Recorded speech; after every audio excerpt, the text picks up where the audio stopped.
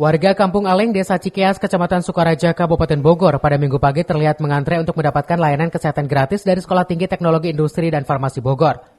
Ketua Panitia Pelaksana Indi Miliati Iza mengatakan kegiatan pengobatan gratis yang rutin digelar setiap tahun oleh Sekolah Tinggi Teknologi Industri dan Farmasi STTIF Bogor dalam upaya peduli kesehatan terhadap masyarakat tidak mampu itu mendapat respon positif dari pemerintah desa setempat. Menurutnya, kegiatan pemeriksaan dan konsultasi kesehatan gratis yang digelar STTIF itu merupakan salah satu program kerja eksekutif mahasiswa bertujuan sekaligus memberikan edukasi kepada pasien soal penggunaan obat yang benar.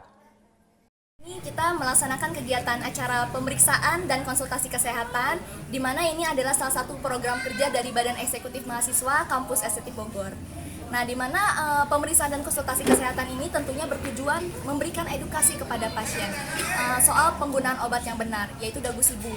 Dan juga karena kan beberapa pasien juga ada yang kurang mengerti cara penggunaan obat yang benar, di sini kita memberikan edukasi sekaligus pemeriksaan dan konsultasi gratis. Indi berharap dengan adanya pengobatan gratis dan edukasi kesehatan tersebut bisa membantu dan bermanfaat untuk masyarakat. Dari Sukaraja, Kabupaten Bogor, Suhanda Abriji melaporkan.